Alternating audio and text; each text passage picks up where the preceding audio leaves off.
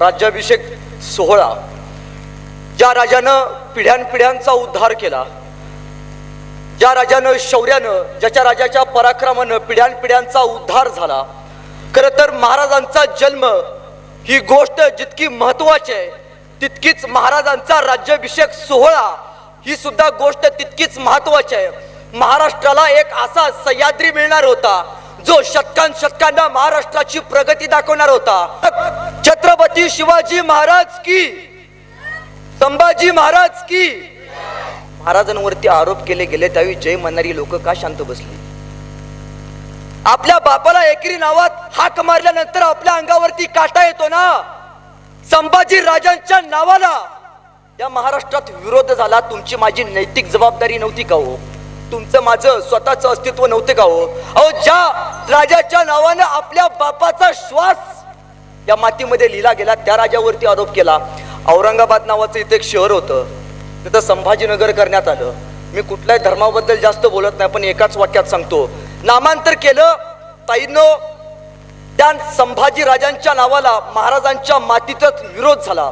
महाराष्ट्र शासनानं दादाने एक GR काढला की कोणाचं काय मत आहे की औरंगाबाद नाव असावं आणि संभाजीनगर नाव असावं.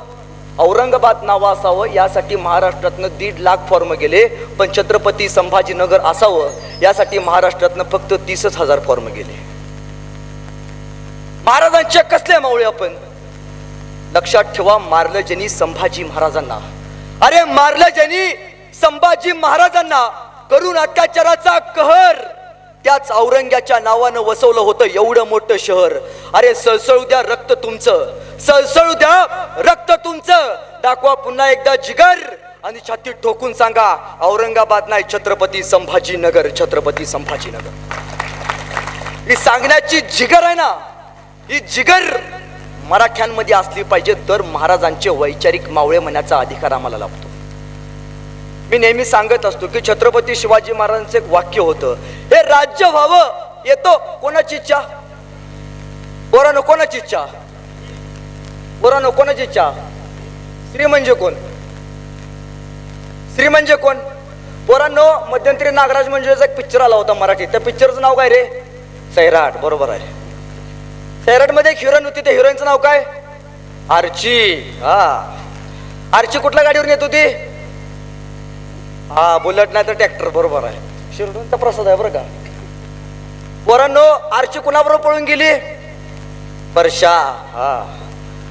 आर्चीच्या भावाचं नाव काय? प्रिन्स. बरोबर आहे. मग पोरांनो मला सांगा, मासाहेब जिजाऊंच्या आईंचं नाव काय रे? मासाहेब जिजाऊंच्या आईंचं नाव काय? जे पेरलंय ते उगवणं. गहू पेरून कधी ज्वारी उगवलेलं बघितल्या का हो? मक्का पेरून कधी जुंधळ उगवलेलं बघितलंय काय? जे पेरणार आहे ते उगवणार आहे. 9 महिन्यांचा 9 गुरुवारचा यो प्रसाद आहे बरं का. का वाटलं नाही आपल्याला शिवचरित्र आपल्या पोराला शिकवावं? श्री म्हणजे आई. आपल्या आईचं स्वप्न पूर्ण करण्यासाठी आईन 12 ते 13 वर्षाचं पोरग, मिसरूड न फुटलेलं पोरग रायरेश्वराच्या मंदिरामध्ये जातं, शपथ घेतं आणि वयाच्या 16 वर्ष रायरेश्वराच्या मंदिरामध्ये शपथ घेऊन तोरणा किल्ल्यावरती स्वराज्याचं पहिलं तोरण बांधतं. ते छत्रपती शिवाजी महाराज. संभाजी महाराजांचं एक वाक्य होतं, आबासाहेबांचे संकल्पित तेच करणे आम्हास अगस्त्य. आबासाहेब म्हणजे कोण? माझे वडील.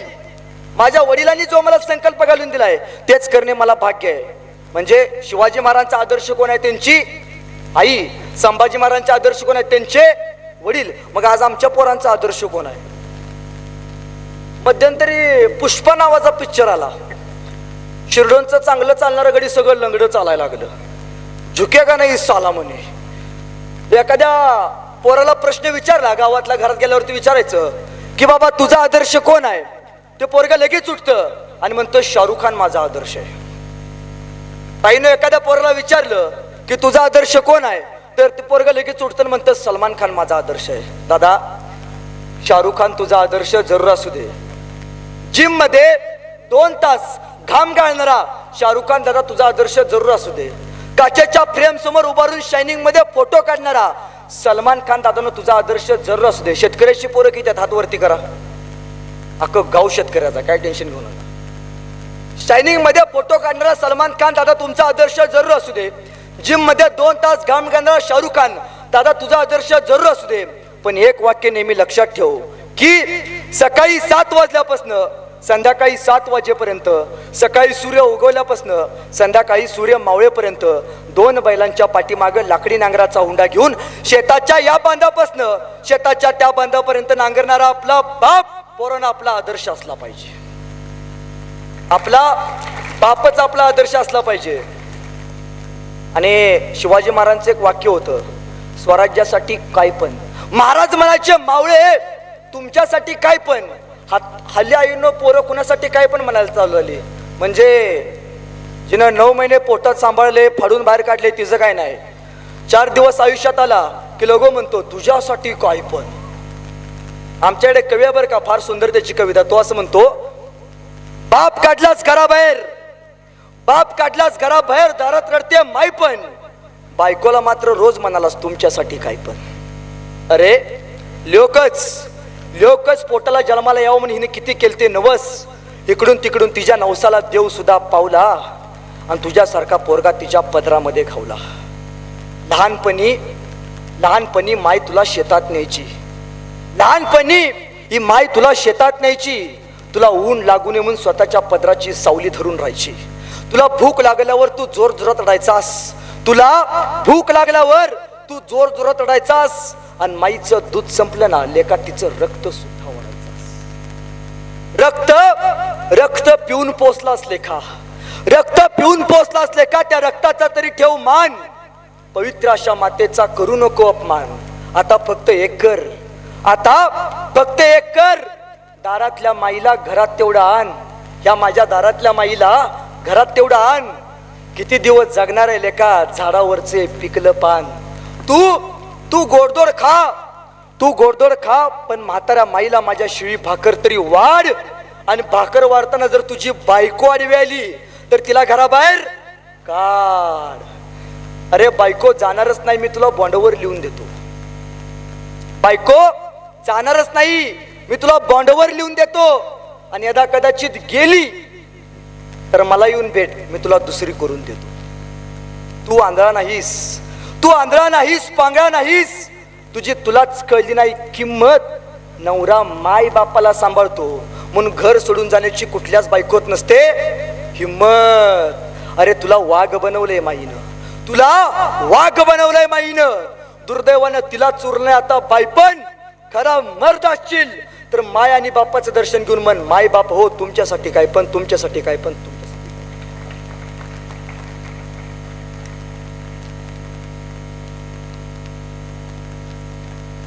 हे म्हणता आलं पाहिजे. महाराजांच्या इतिहासातूनच हीच गोष्ट आपल्याला शिकायची आहे. महाराज एक 3 भाऊ होते राजस्थान मधले, एक 12 वर्षाचा, एक 13 वर्षाचा, एक 14 वर्षाचा. त्यातला एक भाऊ चुकून महाराष्ट्रात आला आणि एका शेतकऱ्याला जाऊन भेटला. म्हणाला, मला एकदा असा एक माणूस दाखवा जो लोककल्याणकारी काम करतो. एक माणूस असा कोणी आहे का? एक माणूस त्याच्या पैशी गेला आणि त्या 12 वर्षाच्या पोराला म्हणाला, एक माणूस आहे. कोण? एक आहे शिवाजी राजा, लोककल्याणकारी राजा, शेतकऱ्यांचा राजा आहे. शेतकऱ्यांसाठी हा राजा काम करतो आहे. कुठे राहतो हा राजा? त्या 12 वर्षाच्या पोरानं विचारलं, कुठे राहतो हा राजा? तो शेतकरी म्हणला, माझा राजा स्वर्गात राहतो. स्वर्गात म्हणजे कुठं? माझा राजा रायगडावरती राहतो. रायगड म्हणजे महाराजांचा स्वर्ग. त्या स्वर्गात गेल्यावरती माझा राजा तुला बघायला मिळेल. रायगड किती लोकांनी बघितला? हात वरती करा, हात खाली करा. एवढ्याच बघितला. गोव्याला किती लोक गेले ते खरं सांगायचं? काल सरपंचांनी आधी पाठवलं मला, तिकडे बरं जायला सुचतंय. बरं आयुष्यात एकदा तरी लग्न झाल्यावरती किंवा लग्नाच्या अगोदर महाबळेश्वर बघायला जरूर जा, पण त्याच्या अगोदर पहिल्यांदा महाराजांचा रायगड बघून या. रायगड का बघावा? जसं मुस्लिम धर्माचं हजला गेल्याशिवाय आयुष्याचा अर्थ पूर्ण होत नाही, तसं प्रत्येक मराठ्याचं आणि प्रत्येक मराठी माणसाचं रायगडला गेल्याशिवाय आयुष्याचा अर्थ पूर्ण होत नाही. आयुष्यात एकदा रायगड बघून या. रायगडावरती गेल्यावरती तुम्हाला एक मंदिर दिसेल. कधीतरी गेल्यावरती आपल्या राजाचा दूरदृष्टिकोन तुम्हाला समजेल. ते मंदिर कधीतरी लांबून बघा. ते मंदिर तुम्हाला मस्जिदीगत दिसतं, पण आत गेल्यावरती तुम्हाला पिंड बघायला मिळते. महादेवाची. असं का हो? लांबनं बघितल्यावरती तुम्हाला मस्जिदीगत दिसतं, मस्जिदीचा आकार आहे त्या मंदिराला, पण आत गेल्यावरती पिंडच का बांधला असेल बरं महाराजांनी? असं कधी प्रश्न पडलाय? याचं कारण असं, महाराजांची दूरदृष्टी बघा. मी असेल किंवा नसेल, जेव्हा जेव्हा रायगडावरती हल्ला केला जाईल, जेव्हा जेव्हा रायगड जाळला जाईल, तेव्हा तेव्हा शत्रू आक्रमण करेल, तेव्हा तेव्हा रायगड जाळल्यानंतर पूर्ण रायगड जरी जळाला तर महादेवाच्या पिंडीच्या, महादेवाच्या मंदिरात आत असणाऱ्या पिंडीला कधी हात लागणार नाही. याचं कारण महाराजांनी निर्माण केलेली दूरदृष्टी होती. बघा ना, शत्रू आक्रमण करण्याची भीती आहे. शत्रू जेव्हा जेव्हा आक्रमण करेल तेव्हा तेव्हा तो त्या महादेवाच्या मंदिरासमोर येईल, त्याला ती मंदिर मस्जिदीसारखं दिसेल, तो कधीच आत पाऊल टाकायचा प्रयत्न करणार नाही. ही महाराजांची दूरदृष्टी आहे. आणि तसंच झालं हो. महाराजांच्या मृत्यूनंतर रायगड दोनदा जाळला गेला, पण दोन्ही वेळी संपूर्ण रायगड जळत होता, पण मंदिरातल्या आतल्या महादेवाच्या पिंडीला हात देखील लागला नव्हता. याचं कारण छत्रपती शिवाजी महाराज. ही महाराजांची दूरदृष्टी आहे. गेलं ते 12 वर्षाचं पोरग हुडकत गेलं रायगडावरती गेलं, आणि गेल्या गेल्या त्याला महाराजांचे सेनापती भेटले. सेनापती महाराजांचे पिये. आता जसे आमदारांचे पिये तसे महाराजांचे पिये. त्या सेनापतीला ते पोरग म्हणालं, मला एकदा शिवाजी महाराजांना बघायचं आहे. पिये म्हणले, तू काय करतोस? सेनापती म्हणले, तू काय करतोस? तस ते पोरग म्हणलं, 12 वर्षाचं मी उत्तम गाणं लिहितो, उत्तम कविता लिहितो. गाणं लिहितोस? महाराजांवरती एखादं गाणं लिहिलेस का? ते 12 वर्षाचं पोरग म्हटलं, नाही लिहिलं. ते म्हणलं, पहिला जा गाणं लिही आणि माघार ये. शेवटी पिये, चायपेक्षा किटली गरम. का म्हणला, गाणं लिहून ये. ते 12 वर्षाचं पोरग गेलं रायगडावरती, ताईनो 7 दिवस थांबलं. ते माघारी आलं आणि आल्यावरती त्या सेनापतीला भेटलं. सेनापतीला म्हणालं, लिहिलंय, उत्कृष्ट गाणं लिहिलंय, एकदा ऐकवा. सेनापती म्हणलं, ऐकव. त्या पोरानं ते गाणं ऐकून दाखवलं. सेनापती म्हणलं, बहुत खूप. सेनापती म्हणाले, अरे इतकं सुंदर गाणं मी आज जन्मात कधी न ऐकलं. चल तुला महाराजांची भेट घालवून देतो.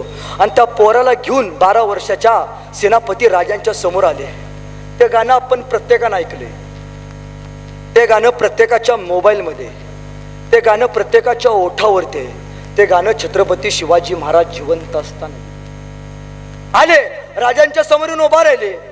सेनापती म्हणले, राज तुमच्यावरती गाणं लिहिलंय, उत्कृष्ट गाणं लिहिलंय. राजे म्हणले, ऐकव. आणि त्या पोरानं गाणं ऐकवायला चालू केलं. माझ्याबरोबर सगळ्यांनी टाळ्या वाजवायच्या, हात वरती करा. माझ्या बरोबर वळायचा, पुढं पळायचं नाही. ते म्हणले, ऐकव. आणि त्या पोरानं गाणं ऐकवायला चालू केलं. इंद्रजबी चंबपर बाडवसु वंबपर रावण सळ दंबपर रघुकुल राजे पौनवारी वाहपर संबुरती नाहपर जोसास बाहपर राम द्विज राजे दावा द्रुमदृंडपर चित्ता मृगझुंडपर भूषण वितृंडपर जैसे मृगराजे तेजतम अंशपर कान्यजिमी कंसपर योमलेच्छ वंशपर शेर शिवराजे शेर शिवराजे शेर शिवराजे. गाणं प्रत्येकानं ऐकले. गाणं प्रत्येकाच्या मोबाईलमध्ये, गाणं एक प्रत्येकाच्या ओठावरती आहे. हे गाणं छत्रपती शिवाजी महाराज जिवंत असताना लिहिले. किती लोकांना माहिती आहे? हे गाणं लिहिलं त्या कवीचं नाव कवी भूषण. त्या गाणं ऐकलं राजा म्हणलं, बहुत खूप. राजे त्या कवी भूषणला विचारतात, कवी भूषण इतकं सुंदर गाणं तुम्ही लिहिलात, बोला कवी भूषण, तुम्हाला काय बक्षीस देऊ? कवी भूषण लगेच नाही म्हणाले, महाराज तेवढं शिरडोनच्या ग्रामपंचायतीचं तिकटाच तेवढं बघा. रक्त वेगळं होतं ते म्हणाले, महाराज हिरे माणिक मोती याहीपेक्षा छत्रपती शिवाजी महाराज ही आमची खरी दौलत आहे. झाले. राजा म्हणले, नाही तुम्हाला काहीतरी दिलं पाहिजे. महाराजांनी त्या माणसाला, त्या कवीला हिरे माणिक मोती दिले, तिचा सत्कार केला. जगाच्या पाठीवरती पहिला राजा आहे ज्याने कलाकारांचा सत्कार केलाय, ते म्हणजे छत्रपती शिवाजी महाराज. दुसरा राजा बघायला मिळत नाही. अहो मिर्झा राजा जयसिंह नावाचा एक शत्रू स्वराज्यावरती आला. महाराजांना आपण काय म्हणतो बरं? महाराजांना आपण आदर्श का म्हणतो? कधी प्रश्न पडलाय? का मारतो आदर्श? अहो बघा ना, महाराजांनी प्रत्येक गोष्टीवरती, प्रत्येक संकटावरती मात केले. महाराज 14 वर्षाच्या असताना पहिला संकट आलं, फतेह खान नावाचं. ते 40,000चा सैनिक घेऊन आला, फतेह खान मारला. दुसरा आला अफजल खान, 40,000चा सैनिक घेऊन आला, अफजल खान मारला. तिसरा आला शाहिस्ते खान, तो 1.25 लाखाची फौज घेऊन आला, शाहिस्ते खानाला मारला. महाराज आग्र्याला गेले, आग्र्याच्या भिंतीजवळ अडकले. साक्षात डोळ्यासमोर मृत्यू. प्रत्येक संकटासमोर महाराजांच्या डोळ्यासमोर मृत्यू दिसत होता. या प्रत्येक मृत्यूवरती महाराजांनी मात केली आणि छत्रपती शिवाजी महाराज हे मृत्युंजय ठरले. तर संभाजी महाराजांना बलिदानाची मृत्यूची प्रेरणा, ही प्रेरणाच खरं तर छत्रपती शिवरायांच्या शिवचरित्रातून त्यांना आला. शाहिस्ते खान नावाचा सरदार आला, स्वराज्यावरती आला. पण आल्यावरती शाहिस्ते खान तो सरस पुण्यावरती गेला आणि पुण्यावरती गेल्यावरती चाकणला गेला आणि गेल्यावरती चाकणला एक किल्ला आहे. त्या किल्ल्यावरती फिरंगोजी नरसाळा नावाचा एक सेनापती होता महाराजांचा. गेला किल्ल्याच्या आत गेला, 30,000चा सैनिक घेऊन गेला. त्यावेळी त्या चाकणच्या किल्ल्यावरती फक्त सैनिक होते 500. किती होते? 500. हा फिरंगोजी नरसाळा 3.25 लाखाची फौज सगळी गोळा केली. त्याला वाटलं उऱ्या खुऱ्या त्या गडावरती 1.5 लाखाची फौज तरी असेल. 3.25 लाखाची फौज घेऊन तो किल्ल्यावरती गेला कुल्याम कत्तली चालवला, प्रेतांचे ढीक, रक्ताचा सडा वाहिला. आणि शेवटी आत होता महाराजांचा निष्ठावंत मावळा.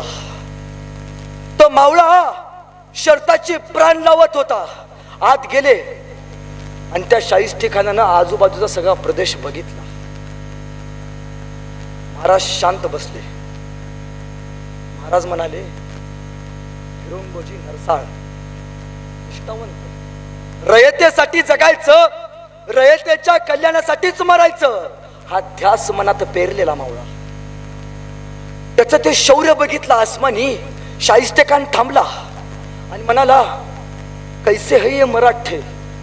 त्याला म्हणायचं असं होतं, मी जेव्हा आत आलो त्यानं आत आल्यावरती किल्ल्याचा परिसर बघितला आणि तो म्हणाला फिरंगोजीला, अरे 2 भिताड आणि 2 बुर्ज यासाठी जीव देतायसा काय दगडात या? अरे माझी एवढी मोठी फौज, तुम्ही 500 मावळे 150 मरता मरता निघून गेले. काहींची लंगडे तोड इथं झाली तरी जीव जायची वेळ आली तरी तुम्ही मागं हटत नाहीसा. या 2 भेताडात आणि 2 बुर्जात काय ठेवलंय? तसा तो फिरंगोजी त्या सरदाराकडे बघत म्हणाला, शाहिस्ते खानाला म्हणाला, हे तुला फक्त दगडा मातीचे गडकोट वाटत असतील, पण हे गडकोट म्हणजे माझ्या महाराजांची अस्मिता आहे. हा फडफडणारा भगवा हा महाराजांचा श्वास आहे आणि हा श्वास सुद्धा आमचा सुद्धा ध्यास आहे. या श्वासासाठी आम्हाला लढायचं आहे, या श्वासासाठी जगायचं आहे. तो शाहिस्ते खान म्हणाला, तुला बख्श देतो, जा तू निघून जा. फिरंगोजी नरसाळ थांबायला तयार नव्हता. अरे जा, जे काय तुझं साहित्य ते घे, निघून जा. या पावलानं फिरंगोजी नरसाळ थांबला. मेलेलं सगळं सरदार फिरंगोजी नरसाळांनी स्वतःच्या खांद्यावरती घेतलं आणि जड अंतकरणानं फिरंगोजी नरसाळांनी गड सोडला. राजांच्या समोर येऊन फिरंगोजी नरसाळा उभा राहिला. राजांना बघत म्हणाला, डबडबल्या डोळ्यांनी, पाणी भरलेला डोळ्यांनी राजांना म्हणाला, राज गड गेला. राज